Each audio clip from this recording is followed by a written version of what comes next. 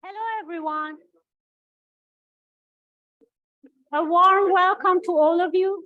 It's great to see all of you attending the research seminar series in the Faculty of Forestry today.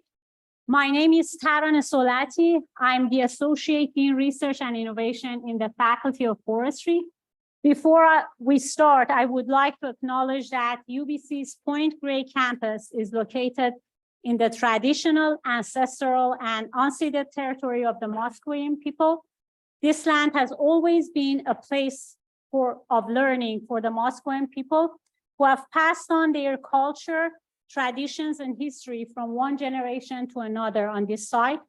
I would also like to recognize that those who are joining us today using Zoom may have other locations, and I acknowledge the traditional owners and caretakers of those lands. Today, we have a great presentation by Dr. Orlando Rojas. It's my great pleasure to introduce him. Dr. Rojas is a Canada Excellence Research Chair at UBC and the director of the Bioproducts Institute. He received the Anselm Pion Award, the highest recognition in the area of cellulose and renewable materials. He's an elected fellow of the American Chemistry Society, the Finnish Academy of Science and Letters, and the recipient of the TAPI Nanotechnology Award. During his career, Professor Rojas has advised 50 postdocs, 61 PhD, and 50 master's students. He has also hosted more than 100 international visiting scholars. He has more than 35,000 citations with an H index of 85. And he's among the top 1% researcher by citation in his field. Please join me in welcoming Dr. Rojas.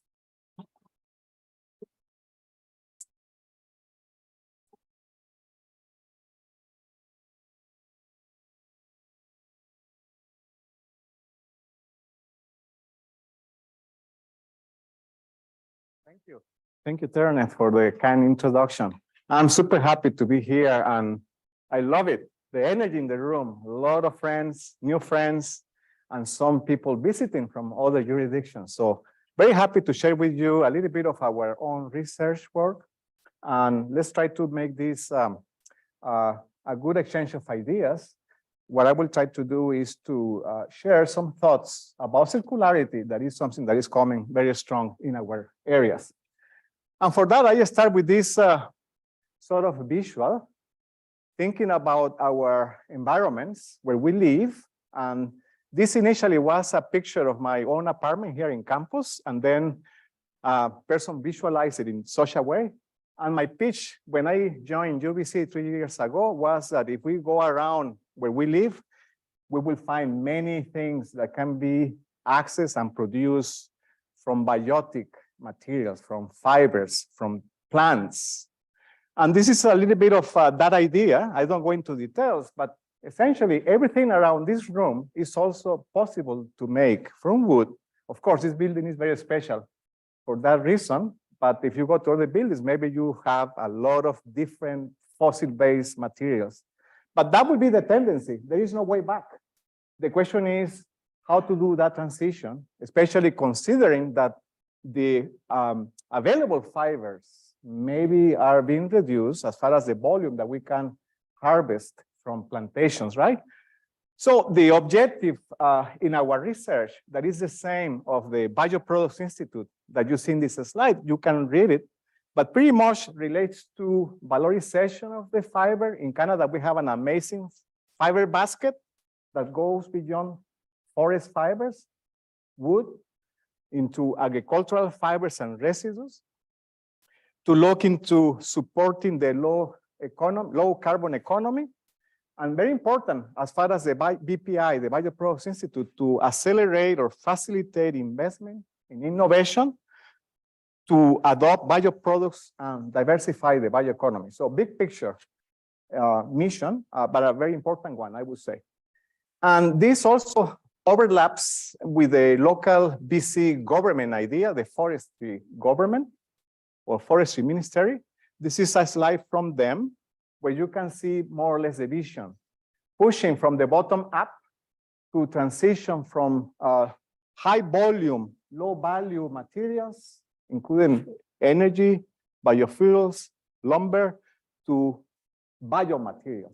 That transition has been very slow. And I think we need to think how to do that. But when you talk to the Canadian forest ministers and chief foresters, they are still in this thinking in the bottom, right? So this hasn't been really well embraced. And there are many reasons for that, right? So of course, there is a justification. But that's what we want to do. So thinking this in the bigger picture, the way I phrase this type of efforts is that we need to have a regenerative biosphere. So we use plants materials that are regenerative by their own very nature, and also to be enmeshed with a circular technosphere, meaning what we do in our industries, in our lives, in the things that we buy and sell. So that's important. And notice here the circularity element. And this is something that I want to bring up in this talk, circularity.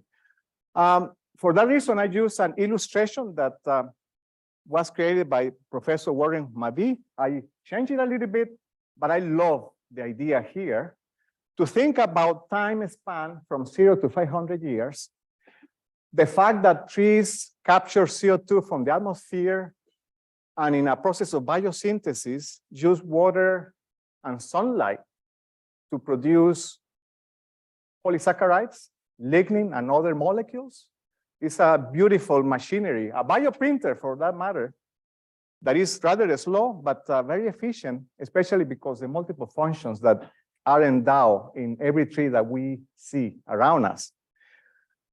And that wood, that plant material can go to construction, and constructions can have a long lifespan.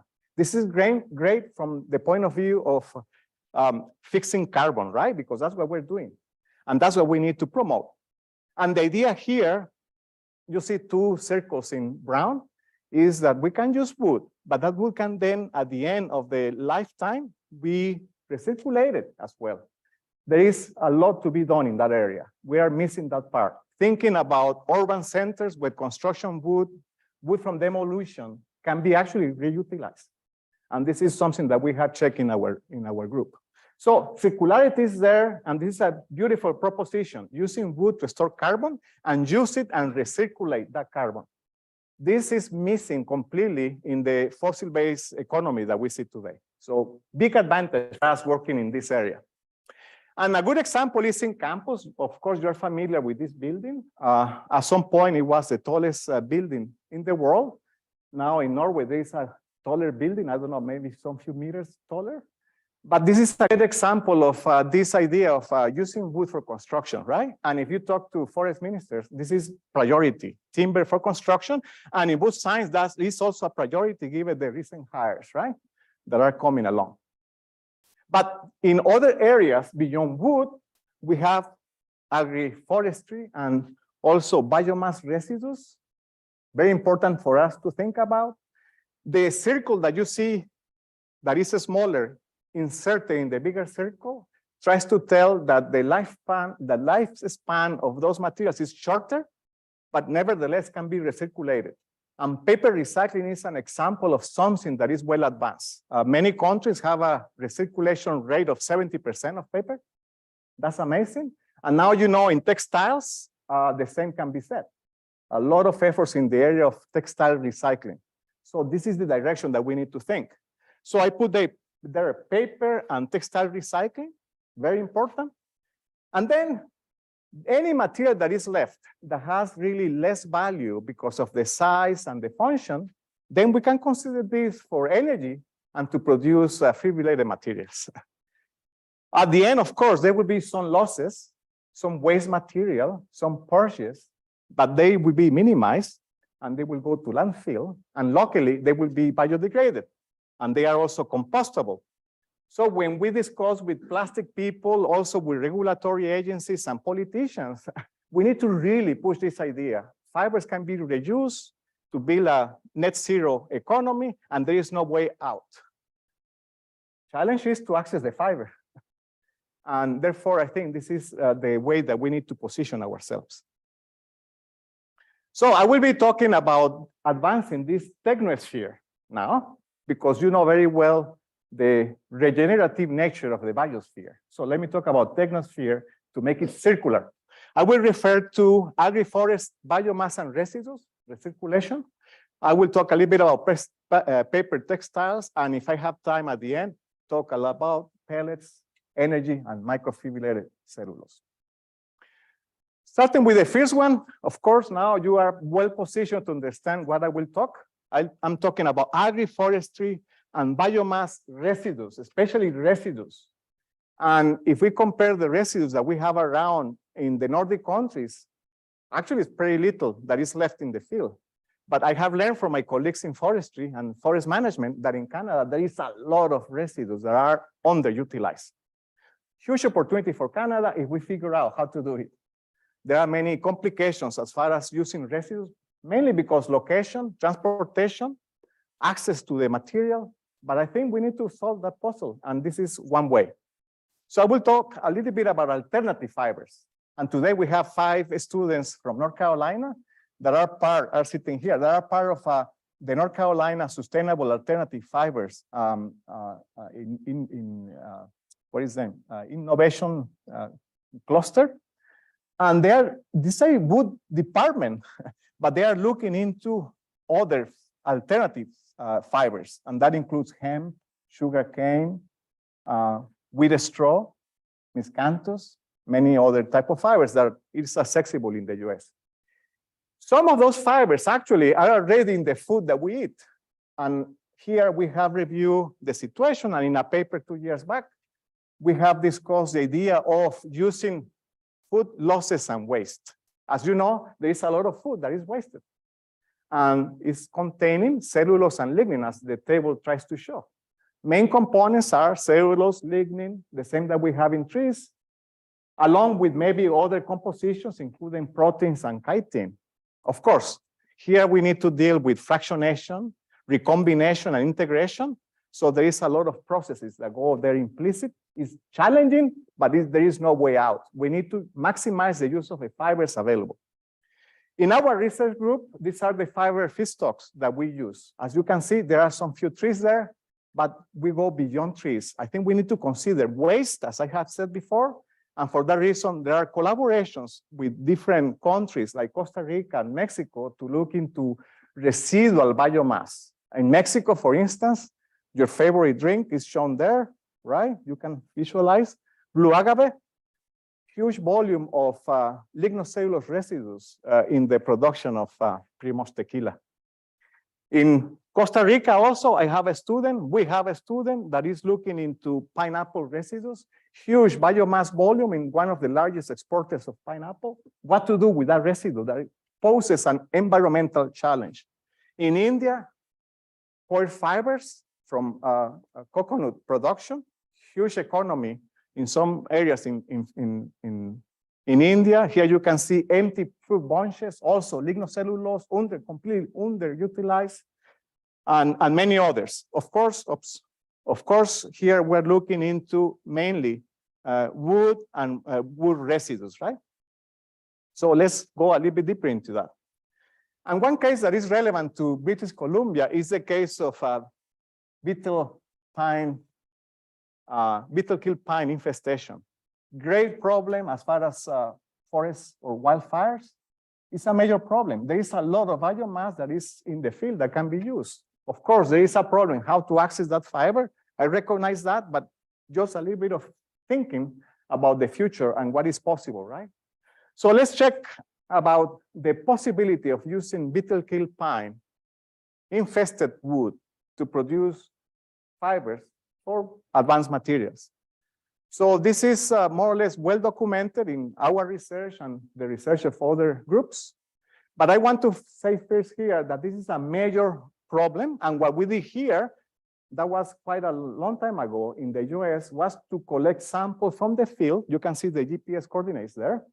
We look into live trees and those that have been dead for 5 and 8 years. Obviously, those that are dead, maybe they lose timber value, but it can be used for other things. This is important because as far as the economic impact, you know very well, fire control is one of the major issues, and most of the budget, at least of the USDA, and I suspect also here in Canada, goes to fire control. And of course, if we remove the biomass, then there will be something to spend in what we do, right? So a major impact from the point of view of the economy. Now, if we take those chips from the live trees in top, L, to those that are on the field for 5 or 8 years, you can see the difference in their aspect. And if we do mechanical deconstruction and fibrillation, as we do here in Canada, and as we do here in the BPI, very strong in the area of mechanical pulping, TMP, CTMP pulping. If we do that by atmospheric mechanical fibrillator, then we get the fibers that you see on the right. What I want to tell here is that the chemical composition of the dead trees and the live trees is not too different. The aspect is quite different, and as I said before, the timber value maybe is lost. But when it goes to the production of fibers, you notice on the numbers that are on the far right, that the energy that is required to deconstruct and convert the wood into fibers is actually reduced in the case of the dead trees. So that's a plus. The energy that is required for fibrillation of the dead trees is lower. That makes a huge difference in the processing of this biomass. But what is more important is that that biomass then can be used, maybe not for construction. It's a residual material, low value as far as construction. But if we play with these processing techniques, similar to the mechanical refiner that I showed earlier, but in different scales, grinder, microfluidization, homogenization, these are tools that we use for fibrillating fibers to smaller sizes, then we can get a material that is quite competitive. And that has been shown earlier in efforts at pilot scales, creating films of cellulose fibrils or nanofibrils. There is an example of a roll-to-roll unit in VTT in Helsinki, where you take those fibrillated materials and you create paper-like nonwovens. And if you look at the properties, mechanical properties of such films, and if we compare those that are initially before refining of the dead and the live trees, and look at the film stress versus elongation, then initially they are relatively similar. Upon fibrillation, they then produce films that are stronger, higher stiffness, and if we compare the dead trees or those that come from dead trees or live trees, no major differences. So point here is that we're not losing anything when we take the whole wood, we fibrillate it to smaller scales, and then we reconstruct and re-engineer materials.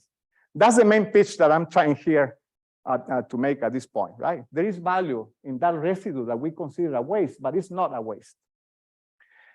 So with these fibers, of course, there are many possibilities. And here in Wood Science, we have Feng Xian and also Emily Cranston. Thank you, Emily, for joining, who are making foams. And Beetle-kill fibers can be used for making foams for insulation. You are well aware of this. We play a little bit with the same idea. That was in North Carolina when a long time ago I was there. And what you see here is a system that takes those fibers, you put it in water, you add a surfactant, you make a foam, a wet foam.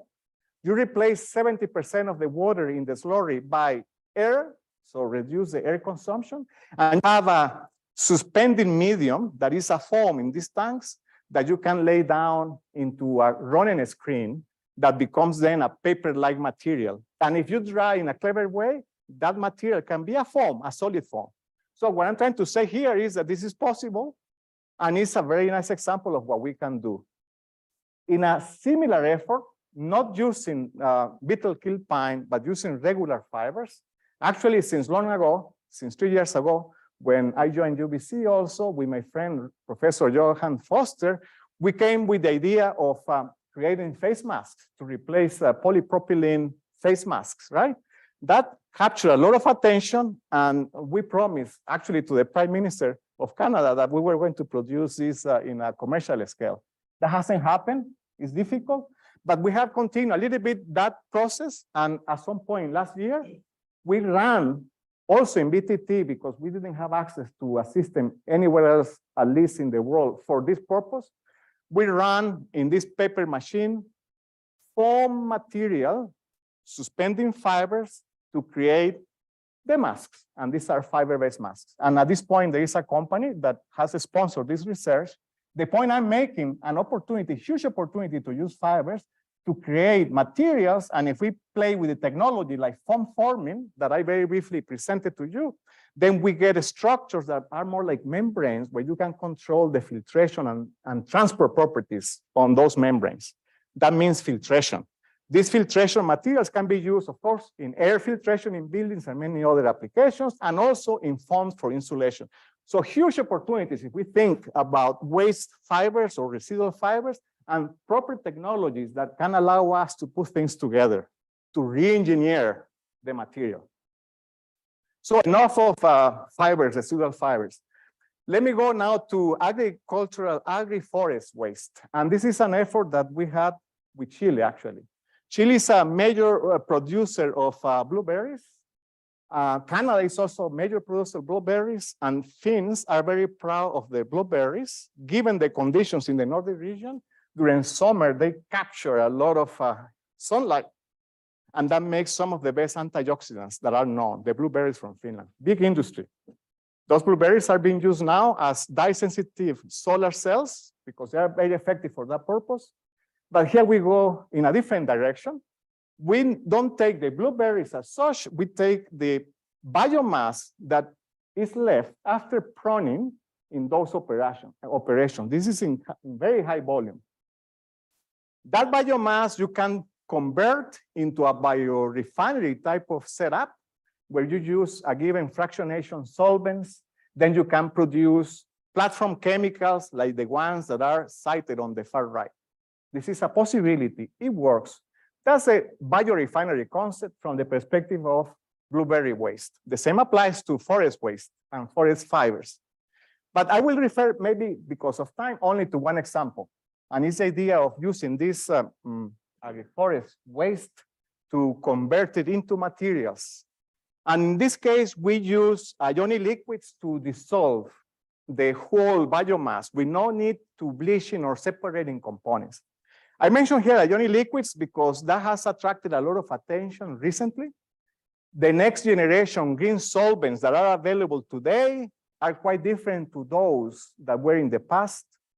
Major advances have been made in chemistry to come up with cheap ionic liquids that can be also recycled. And that was the subject of the Marcus Wallenberg Prize last year in Sweden, where a team of researchers in Finland won the prize because of the design of a proper ionic liquid and the use of the ionic liquids to produce textile filaments. Herbert Sista and Ilkka Kilpalainen in the University of Helsinki and Aalto University. So here we're doing something a little bit different, but related to ionic liquids. And I can talk in detail, but better to just look at the video and what we do. We take the whole biomass, we dissolve it in an ionic liquid, we extrude it because this will become sort of a hydrogel that you can extrude, use syringe-like needle into a coagulation bath. That's what you see here in the bottom in the video. And then a filament will be formed. And that filament then is collected. And then now you have a material that is quite interesting. First, it contains all the components that are in the initial biomass. We're not extracting lignin, we're not extracting the phenols and tannins that are very rich in this biomass. Everything is together and is changed from a sort of tri-dimensional object biomass into a one-dimensional filament that can be used for textiles. And the beauty here is that an interesting development that is maybe on the side is that those filaments acquire water resistant, right? Cellulose is weak when exposed to water. When we separate cellulose, you can think about paper exposed to rain. But when it comes to these dopes that dissolve the whole biomass in the presence of the tannins and lignin, the material, when it's regenerated into a filament, is water resistant. And what better experiment than to put those filaments underwater for 9 months and check the resistance, right? So that's what we did in a collaboration with Colin Flanagan, that I will mention later, who is an advocate for coral reef restoration. And what we were doing here was to use those filaments to attach things and to replace the materials that are typically plastic-based. Okay, more closer to BC is the case of bark. I'm trying to show some ways of residual material that can be valorized. Bark is very important because of the composition, first tannins, and also in some species, betulin. These are molecules that are either with a lot of aromatic groups or triterpene types of molecules. They are present in birch. In the case of cedar, they also are very rich in tannins. And both can really bring a lot of interesting properties. There is a lot of research. And I know the forest ministries is very interested to look into valorization of bark. And in our group, we're looking into extracting of these materials for applications like the ones that you see on the right, and with the residual fibers to create other materials. So that will be a story for a future opportunity. But I want to maybe emphasize here only because of time, a couple of examples of things that are very sexy that you can do with the tannins, right? More exotic, but connected to our environment. The first one is the use of plant tannin, especially tannic acids, in this case for separation of harmful molecules from water. So in this effort, this is a long story here, but I will summarize it for you. We take polyamide membranes that are used for water filtration, and we coat those membranes with the tannic acids that I have described so far. And what happens is that these tannic acids are very well known. The word tannin also reflects that. They bind molecules very strongly, especially proteins, right? Tannic acids are very strongly bind to proteins, and that's part of the leather industry, right? But not only the proteins that we find in leather, many other proteins and biomacromolecules that are not as nice as you may think, and that will be antibiotics. Major issue in water streams, antibiotic contamination is huge in human health. The concentrations are very, very small, in some cases not detectable. Regulation is very difficult, and there is a problem of antibiotics. So what if we take tannins from bark, we put them in membranes, and we separate antibiotics under the principle is that the tannin is a very good to complex with proteins and many other molecules. And the story is that, yeah, well, it worked very well. There is an explanation here that I skipped. You can refer to the publication, but it was tested in poultry farms and livestock farms to look into the removal of antibiotics that are extensively used in nurturing, for instance, here a chicken and livestock. Major problem, actually. And what we found is that those tannins that are so simple and so available and relatively cheap can compete against materials that are quite exotic from the point of view of engineering, those that are based on reticular chemistry, like metal organic frameworks that are used for CO2 capture, relatively expensive, even though some may contradict and say, no, there are now next generation metal organic frameworks that are inexpensive, and many other materials, including carbon nanotubes and other. Huge opportunity for tannic acid from bark. In a second example related to the same, given the amazing capacity of tannic acids from bark to complex, to attach biomolecules, we look into microplastic removal, actually.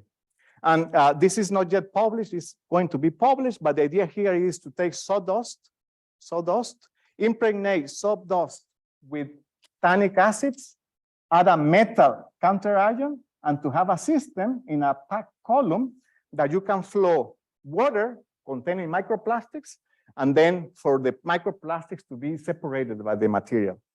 And that was tested actually for different types of microplastics. You can see here a list. I won't entertain you with those names here, but you can recognize very prevalent microplastics in the ocean and water streams. And regardless the size of those materials, those microplastics, very good removal performance due to the tannin material that is in the composition. Okay, so valorization of biomass, that's the future, right? I hope you agree with me. One more example about biomass valorization, especially from the point of view of wood residues in construction that I promised I was going to talk. Major issue. Think about this. In the US, the municipal wood waste is shown here versus number of years. You can see the huge volume mass that is generated in the millions of tons and how much of this is recycled. Very little. Huge opportunity for us working in this area to reuse wood. And the question is how to do that. Of course, you can do it directly, wood to wood. That's perfectly fine. Probably that's the best. But there are residues that are a little bit challenging, like the ones that you see here, decayed wood. I would include here also sawdust or waste wood that is a multi-component mixture that will be difficult to repurpose, right? So looking into how to play with the so-called interfacial chemistry, we propose a very simple process that actually is grabbing a lot of attention, especially in the Nordic countries, for other uses of this idea of cellulose regeneration. I will make this very simple, but I acknowledge we haven't looked into the life cycle assessment nor the economics. That needs to be done. But at least from the principle of work, what we did was to take the wood that is fractionated, any of those. We did partial delignification, remove lignin from that wasted wood, from those pieces of wood. And then we partially dissolve the cellulose that is inside wood. And when I say partially dissolve is we take the fibers in wood that are in situ there, and we dissolve only the surface of the fibers, exposing the critical microcomponents that are formed in the cell wall, the microfibers that you know exist. And that process leads to cellulose that is dissolved, but it's not going to be removed. It stays there. Having this material and subjecting the material to water and drying, then that dissolved cellulose that is at the interface regenerates the same way we regenerate cellulose to make textiles. Same process, but here using wood in such a way that you heal the wood material. The fractionated wood now is becoming a single unit, monolithic unit that recovers the properties. That's shown here, just as an example, as an illustration, pieces of wood that then become a single material by this simple process.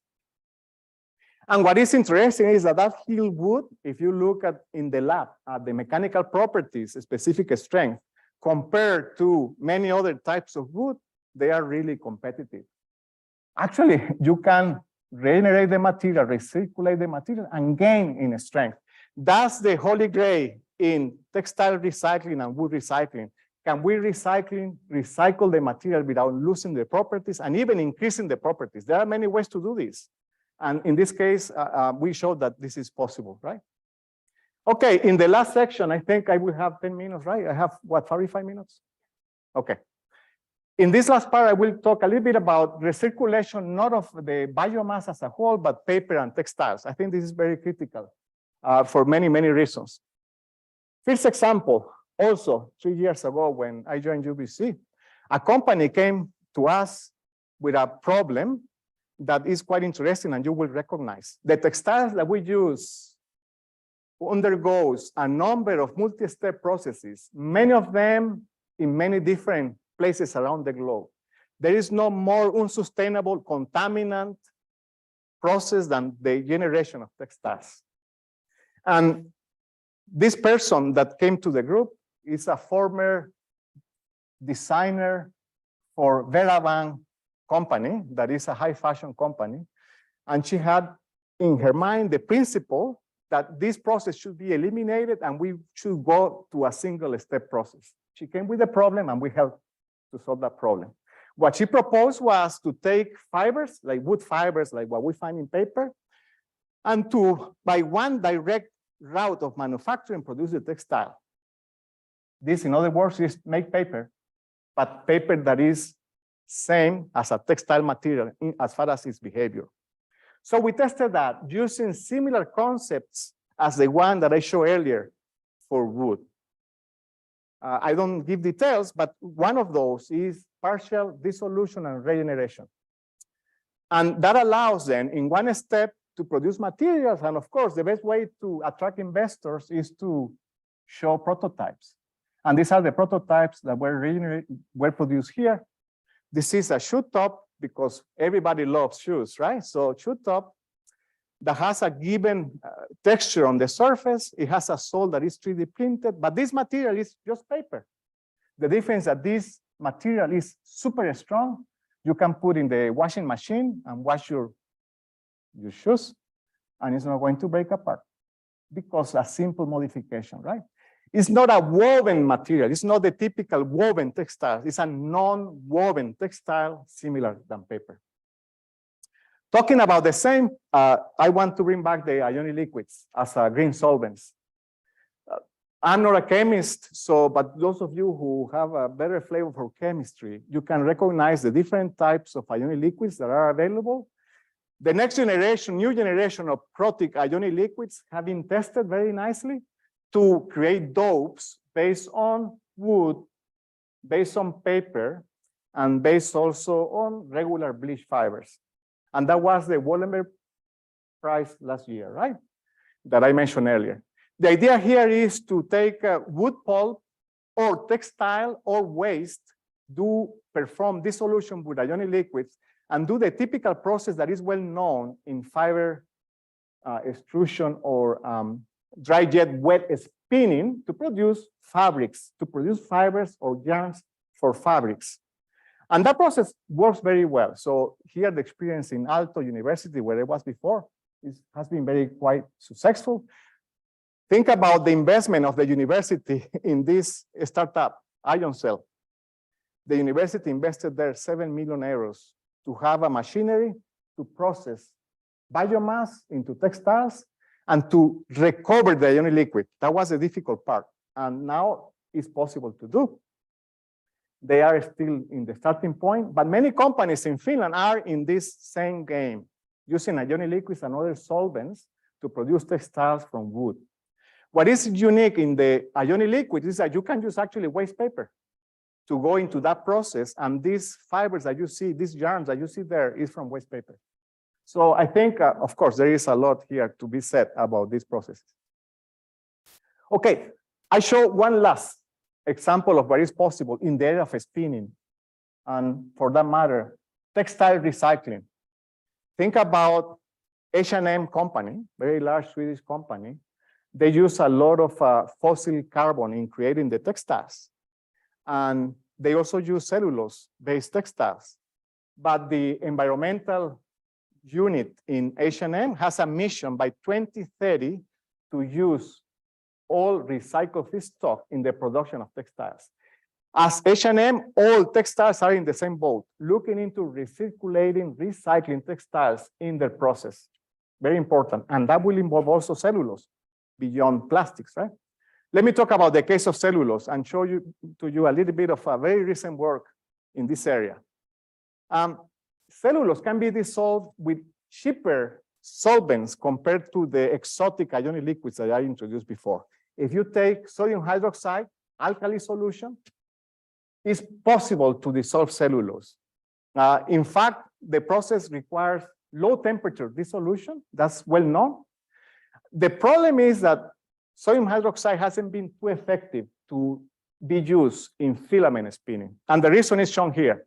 If you dissolve the cellulose fibers, wood fibers, in alkali solution, if you have airtight material, it will flow very nicely. That's what you want if you want to spin the material. If you want to extrude in a needle to produce a filament, that's what you want, something with low viscosity. The problem is the observation that if you have the material open to the air, it will become very jelly. It's not going to flow. And that has prevented the use of cellulosic fibers in the production with no bleaching, or for instance, not as demanding. Here we use just sodium hydroxide solution. That has prevented the use of cellulose in the production of textiles because the material becomes very viscous, it gels, and then it's difficult to push. You cannot go beyond 6% cellulose concentration for producing textile from sodium hydroxide. We want to push that limit and go to 12% cellulose dissolution, but keeping the viscosity low. How to do that? So the thing here, the observation made in Chalmers University in parallel by us, super simple, and that tells a little bit about, the mystery of research.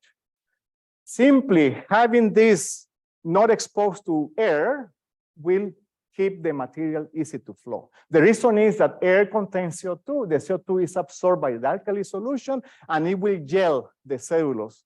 It's an early gelation that you want to prevent. That's it, as simple as that. So what we did was exactly that. We took cellulose, sodium hydroxide. Here I show the way that we do to keep this airtight. We mix zinc oxide, low temperature, then freeze in a lower temperature, and you have a material that is very easy to spin into textiles. This is the best process possible that you can think. So we published that, and what we found here is that regulating the access to CO2 in the atmosphere by the cellulose dissolution, you can create a number of materials. And I have no time to explain all the details, but this is a nice illustration that Juan Carlos is a student in the group put together. I love this illustration. The idea here is that you can have low cellulose concentration in the alkali solution or high cellulose concentration. You can have an open atmosphere or an airtight atmosphere. And depending where you stand in those quadrants, you can regulate the gelation of the material and the properties of the dope. If we stand in this area, we can do filament spinning or 3D printing. If you go on this area, then you can look into additives to concrete.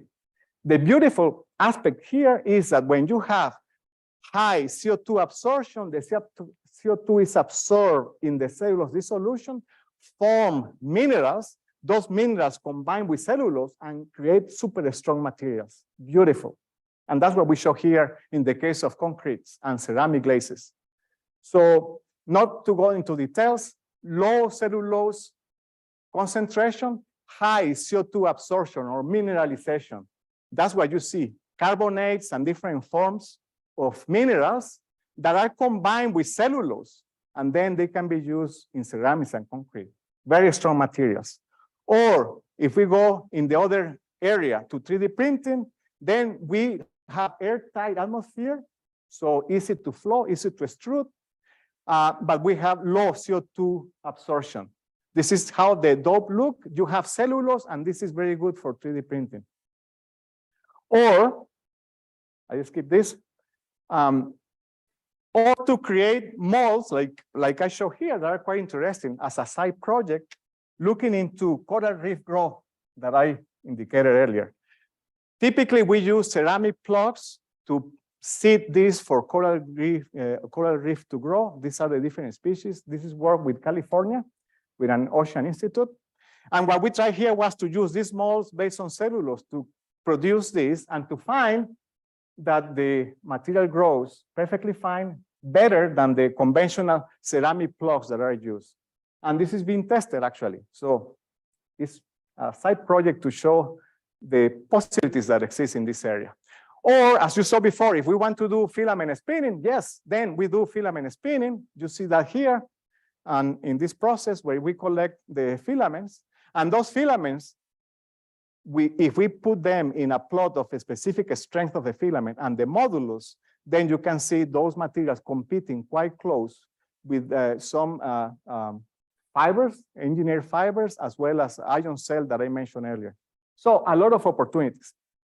Okay, the last one to keep time for questions is the idea of then materials that are further wasted that cannot be used in any of these can be used for pellets and microfibrillated cellulose. Pellets, you know very well. Those residual materials that may have no use in other processes can go as energy pellets. We have collaboration here with Wood Science in this area. And with the possibility to produce fibrillated cellulose or nanocelluloses, UBC is one of the strongest in this area. We have a critical mass of faculty and researchers that are very active in the area of nanocellulose, and there is an opportunity here for UBC to put the flag in this area. In the fibrillation process, you know very well that we take fibers and we deconstruct the fibers into smaller sizes, into nano, micro scale. And what, of course, you know we are doing here, and this is the last part that I don't mention, but this is the focus of our research, in fact, is to re-engineer, repurpose those fibers that are extracted from plants and residues to create the materials of the future, to reassemble those into construction, structural materials, or biomedical materials. And that's what the Forest Ministry wants. Now, how to propel that, how to incentivize that, I don't know. But we need to change our mindset and think about long-term research to really compete against the giants that we find, especially in the Nordic countries. They are well ahead of us in this area. As far as the translation, knowledge translation, companies are well invested in the process of innovation with the government and with the research centers are putting out a lot of materials based on wood. Anyway, that's all.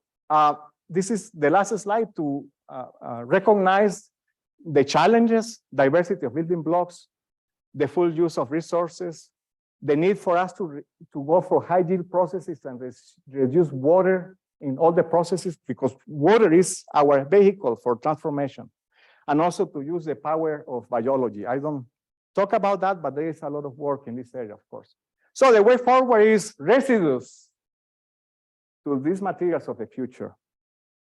This is my last slide, acknowledgement to our research group. They are the ones doing the work. I'm just an ambassador to what they do, really. And all the funding agencies. And of course, I would like also to thank you for your attention and for coming today. So this is great. Thank you.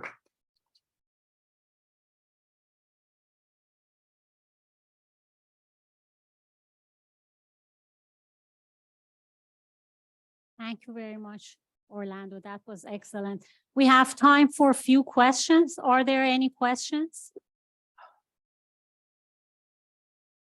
Yes, Sean. Sean, you always ask difficult questions. Let's see what you come. That's for the Zoom. Right. We're hybrid. I have a bunch of questions, but I'm not going to ask you a bunch. But I was interested about two things, I guess, right off the bat. So you talk about extracting tannic acids from bark, for example, or you could go for a bunch of different plant materials, but most of the time they're in condensed tannin. So how do you get the tannic acid from them? Because it's not coming out in high concentrations as tannic acid. So that first question. Yeah, we use tannic acid. That's the short question. And of course, that requires hydrolysis. Right. So now you're adding a step, a processing step to That it. is Right? not too bad. It's just hydrolysis, right? Oh, But you're okay. right. So, all right. And now we're going to go to the example you gave about the blueberries, which I find really interesting. But in your diagram, you showed pyrolysis, gamma varolactone. In the top. Yeah. And then pyrolysis again to get to all of your fractionation. Yeah. There's no way that can be cost effective. No, that's why I didn't discuss it. I see. So yeah, but that's a possibility under the concept of the biorefinery. If you are able to recycle the solvents, in that case, ionic liquids, things become a little bit more attractive. So I think there is still a possibility there. But this is the idea of reducing wood, the biomass, to chemicals. In our group, in our colleagues group, we tend not to go in that direction. We don't deconstruct wood into molecules. We prefer to stop at some point into fibrillated cellulose. Yes. That's my preference. So, but I looked at that and I was going to ask you, so my follow-up to that question is, instead of pyrolysis, gamma varolactone, pyrolysis, why not try something like hydrogenation? Yeah, why not? Because you would recover your fibers and you would have your soluble phenolics afterwards. Yes. Yeah, that's alternative. This is just one based on the ionic liquid-based biorefinery. But for sure, there are many other ways. But now if you think about that, that's a biorefinery, what you're saying, right? Biorefineries are around. A pulp and paper mill is a biorefinery. But just looking at the material itself and pulp and paper production, if you think about investments that are happening now in Sweden and especially Finland, and Äänekoski biorefinery, you start to see all of these all connected.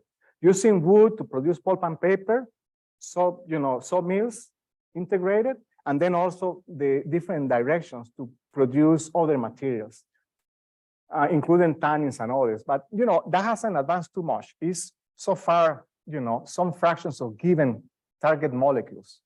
Tall oil is one of those. But there's much that is needed to progress in this direction. And this is the audience that will do that. It's the researchers and the students in forest science, right?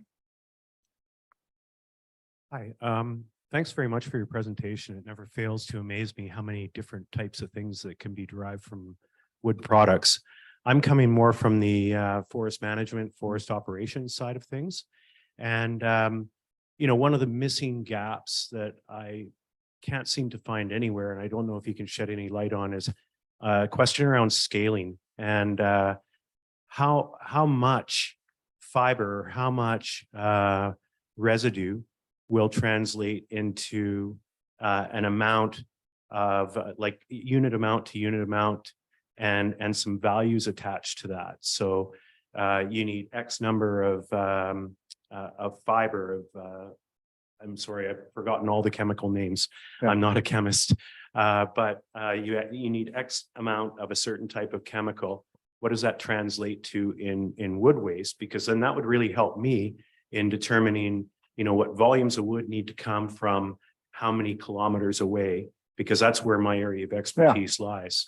So Terranef can tell, and the students here can tell, the major thing that prevents the use of residues from the forest is the location and transportation. That's the big player there, costs, major issue, major challenge, access and transportation costs. As far as what you can do, if you think about all the residues, this is an amazing volume of materials that we can use. So I think there is an opportunity to have a market pool as far as those materials. It's just like the, how we call it, supply chain is not really in place, right? And here we need to solve a problem that I see in Canada. Maybe I'm wrong, maybe you can educate me in this. The triple helix is failing in this area. The research centers, the industry, and the government are working in silos. I don't see the connections that I see in other places. In Canada, we have an amazing opportunity with the National Research Canada, across Canada, the many research institutions working in this area, and the government to really make an impact. The problem is that we don't see the funnel of innovation and translation working, separated. Everybody pulling in different directions. To add to that is the forest access, right? And the discussion of forest management, that's critical. This is not my area, but I'm learning from professors like Dominic here that really are on top of this. And I know we need to solve that puzzle. But what I learned from what he's saying, and Dominic is not here, so I'm talking on his behalf, but what I understand is that really we need to use more the residues that exist in the forest, right? But of course, there are a number of challenges. Maybe I didn't answer completely your question, but no, I agree entirely with what you're saying, and access is a clear issue. But access is really any kind of access is possible. It depends on how much can you pay for it, right? Like right now, the maximum radius around a processing center for most residuals, give or take, is 50 kilometers. And if you have a higher value product and it is, this much, well, how much of residuals will produce this much chemical, and how much is that worth? If we have a handle on that number, then we know how much we need to invest in infrastructure. Yeah, I don't have obviously that number, but one thing I can tell, using residues to produce paper, I mean, it's not economically viable. But residuals to produce, let's say, cell culturing hydrogels of cellulose, that can be super attractive, and transportation is not an issue anymore. Think about UPM, one of the largest forest companies in Finland. They started a department or a unit that is called UPM Biomedicals. They are producing hydrogels based on cellulose, and I don't know what the number is. Maybe I'm mistaken. I don't want to quote, but something like this. 1 liter of this is going to be 30,000 euros. Why? Because this goes to cell growth and tissue engineering. You see the point, right? Oh, I totally see the point. The key here is to access biomass to create materials that are value added. And that goes beyond paper. But we still stay in pellets. We still stay in timber, which is perfectly good. I'm happy with that. That's very good. But there is a possibility here to open the landscape to residues, to value-added materials. Forest Ministry recognizes that. But still, we need to work in combination, not in silos. And that's the problem, I think. Thank you.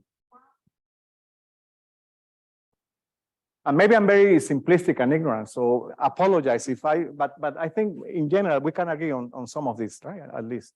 The key is to make sure the product doesn't saturate the market regarding the price, right? So you can use an example like the old Bellingham mill that used to produce 90% of the world's vanillin, right? One mill produced 90% of the world's vanillin, right? So it's a great product, but if you saturate the market, then it's not. Yeah. So Well, think about textiles.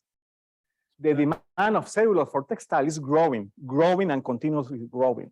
Textile is a priority. There are mills like Cellulose Arauco in Chile. Most of their pulp or the fibers go to dissolving gray cellulose in Asia to create textiles. There is not enough cellulose to cover all the textile needs. That's an example where there is a major need.